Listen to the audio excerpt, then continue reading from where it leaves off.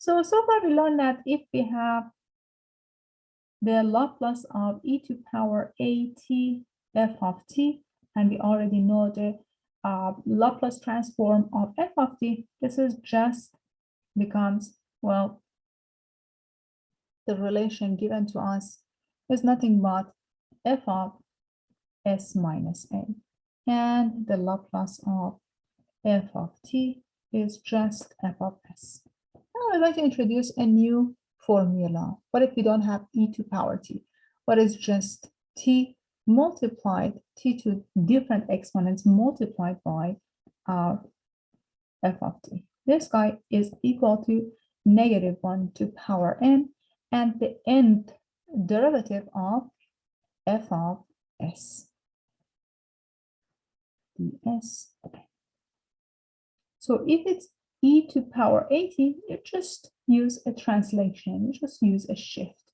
But if it's t to the n times f of t, it's equal to -1 to power n, the nth derivative of f of s. Again, what is f of s? F of s is the Laplace of f of t. Let's take a look at one example. This example says, well, evaluate the Laplace of t times sine kt. Very good.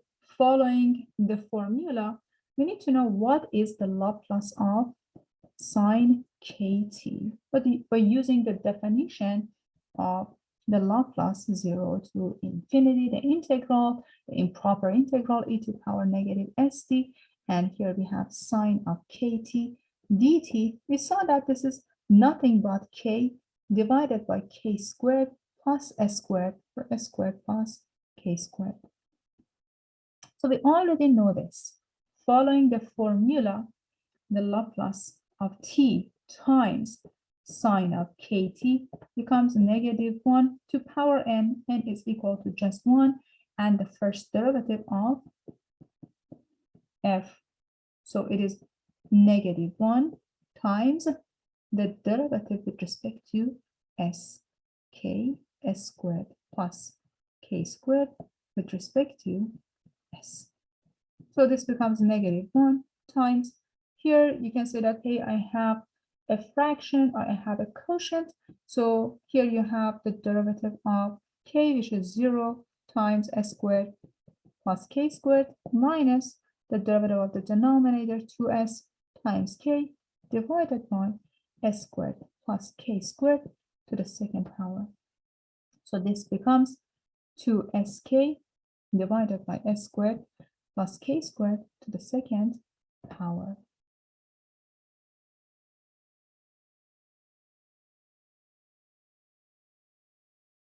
Let's take a look at one example to feel more comfortable applying this method. This method says, if you have t to the n and know the Laplace of a function, just use -1 to power n, and you have the nth derivative of your f of s. Now let us take a look at this example. This example says, solve the following differential equation using Laplace transformation.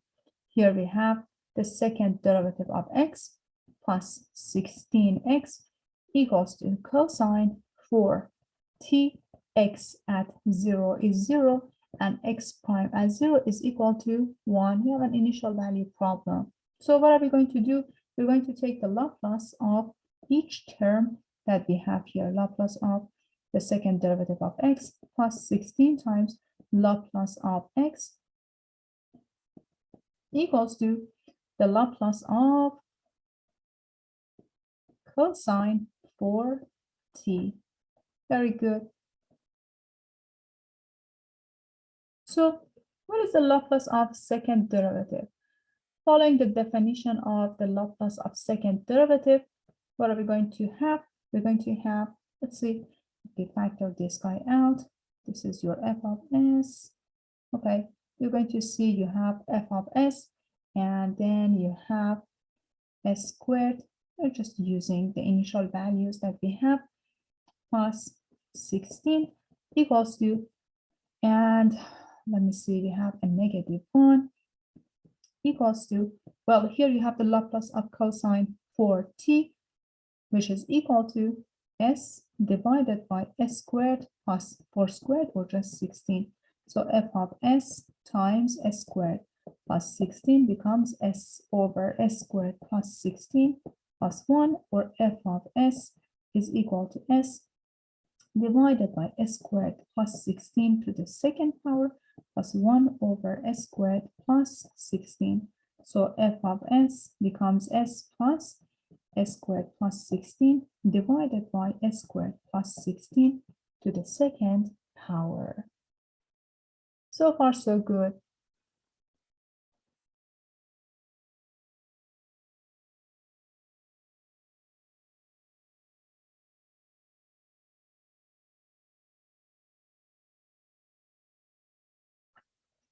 So let us try to use partial fractions, a divided by, so here we have s squared plus 16. So what we can do here, let me see.